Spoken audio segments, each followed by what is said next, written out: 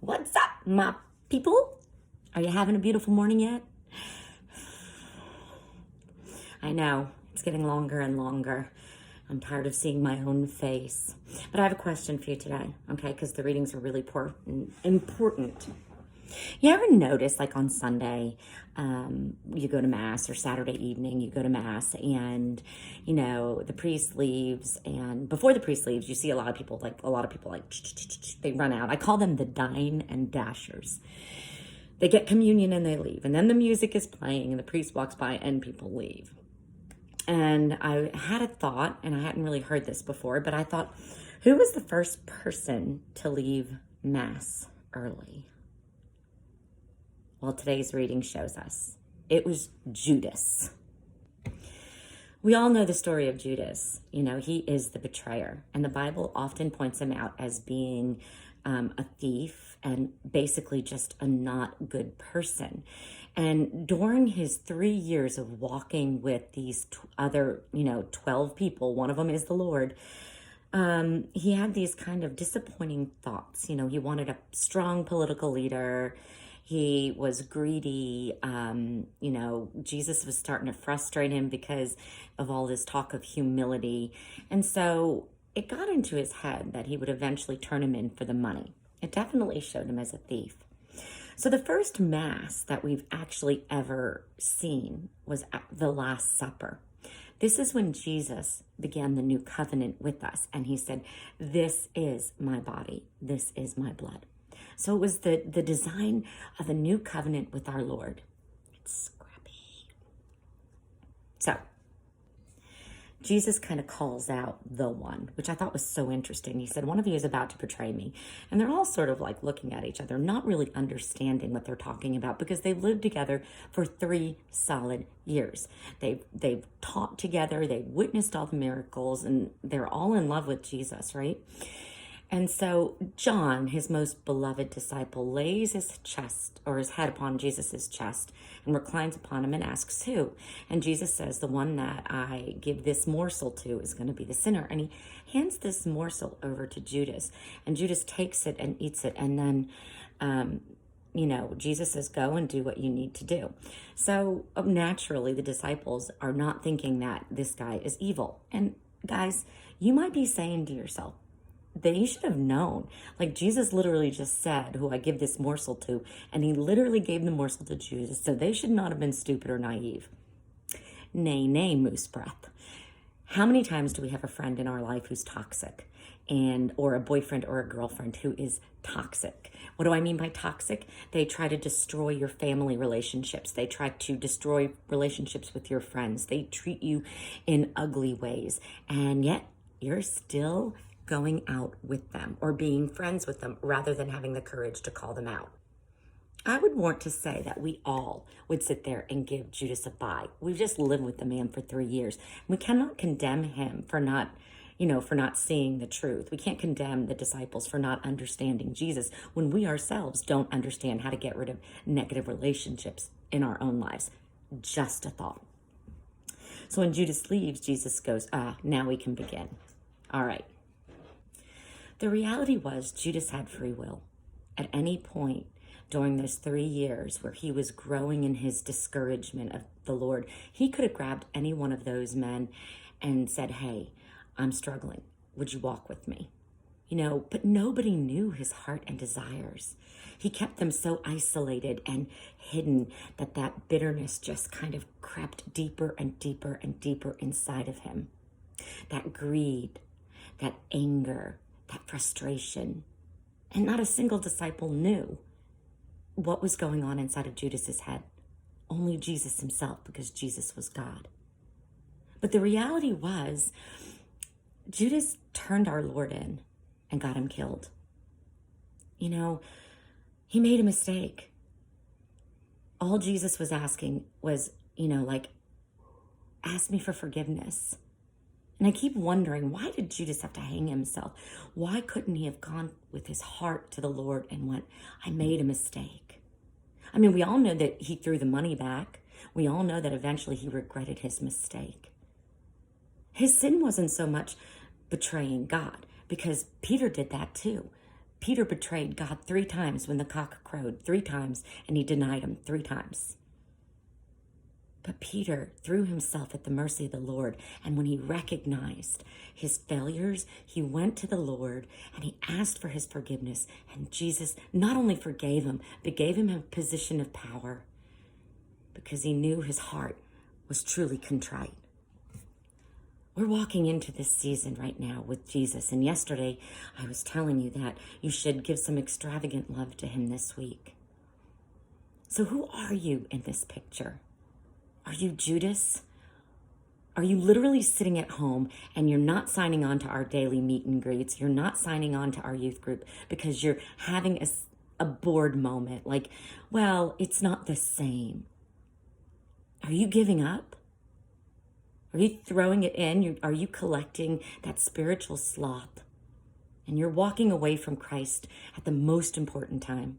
Or are you Peter, who you denied Jesus, but one of these days it's going to hit you and you're going to turn around and be utterly convinced, or you're going to run to confession because you know you've been spiritually lazy. You know you haven't been trying with the videos. You know you haven't been trying with the meet and greets. You don't really feel like it. It's boring. Everything is kind of bad. But you are going to be convinced of heart. You're going to try. Or better yet, are we John, who just lays his head on Jesus and says, Lord, I trust in you. I'll be there for you, God. I've got some of you. Every day you sign on with me. Every day you watch those videos. And some of you have even texted me some really comforting thoughts, especially when I was at my most down. And you texted me and you gave me comfort because you could see the pain in my eyes during one of these videos. And every day you sign on and you're looking for that little moment of connection with one another, with us. You're like John. Every day you try to die to yourself and go, I trust you. Think of it. Jesus loved him so much that, at the foot of the cross, he was the only one who risked himself to see what was going to happen, to hold the mother of the Lord while she wept. And from the cross, Jesus said, John, take care of my mother. And John said, yes. He said yes every time. And John was the only one of these apostles that was not martyred. Was that his gift for great faith? Whereas Peter had to be martyred upside down on a cross because he refused to be crucified in the same way as his Lord. So he made it more painful. Because he had failed once, he isn't going to fail again.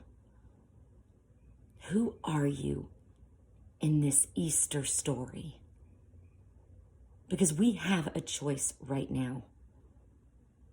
We have to walk with our Lord. Satan is the great isolator. Satan is the great separator of our world. That's what Satan does. That's his whole point. He's the separator and the accuser. Are you allowing yourself to be separated from Jesus and your community right now? Because you can't physically be present and it's easier just not to be there. Because if that is your attitude, then I implore you, get down on your knees and pray. Because what's happening in the world right now is Satan. And yes, God is allowing it to happen because he can make something better from it. We can become saints right now if we sit there and we sign on and we die to ourselves and we say, yes, Lord, I trust in you. I'm not going to lose my community because Satan is keeping me shut up in my home. I'm not going to continue to make excuses of why I shouldn't be part of my church community, why I shouldn't be part of my youth group. Yeah, it's easier to lay around and do nothing and talk to my friends on FaceTime, but I'm not going to lose my community. If you're not saying those things, then I say get down on your knees right now and pray, because you are missing the point of this virus. You are missing God's great gift. See, Judas's failure wasn't his betrayal. His failure was he couldn't go back and humble himself to Jesus and go, "You're right. I'm sorry." So where are we? We shouldn't seek to be Judas. We shouldn't seek to be Peter and constantly begging for forgiveness. We should be seeking to stand by the foot of the cross and be with our Lord. So I'm going to give you a few minutes, and I want you to listen to this song, and I want you to pray about who you are. Tomorrow is youth group at 6 p.m. We're going to talk about this tomorrow. Because remember this, the great deceiver has separated us from the one place we get life, which is the sacraments. Confession is open, go to confession. But we have not been able to receive that precious body and that precious blood. We've not been able to be a community that says amen together. And the further we are away from that, the easier it is to slip into Satan's lies. You know, my husband read a book on exorcism. It's very easy to let Satan in. You just have to take your eyes off of Christ. So if you're struggling, get on your knees and pray. But for now, meditate. Who am I in this Easter story?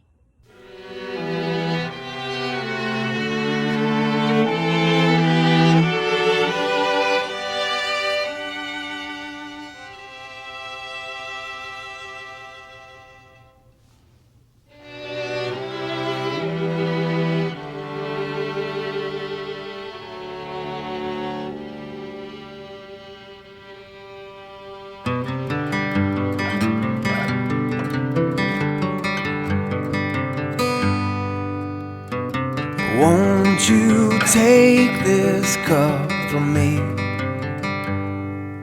'Cause fear has stolen all my sleep. If tomorrow means my death, pray you'll save their souls with it. Let the songs I sing bring joy to you. Let the words I say confess my love. Let the notes I choose be your favorite tune. And Father, let my heart be after you. In this hour of doubt I see that who I am is not just me. So give me strength to tie myself, so love can live to tell the tale. Let the songs I sing bring joy to you. Let the words I say confess my love. Let the notes I choose be your favorite tune. Father, let my heart be after you. Father, let my heart be for you.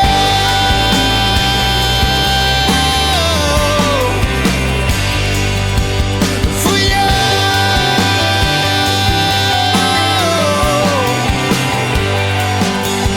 For you.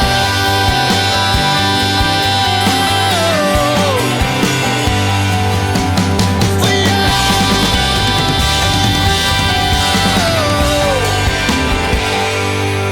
Let the songs I sing bring joy to you.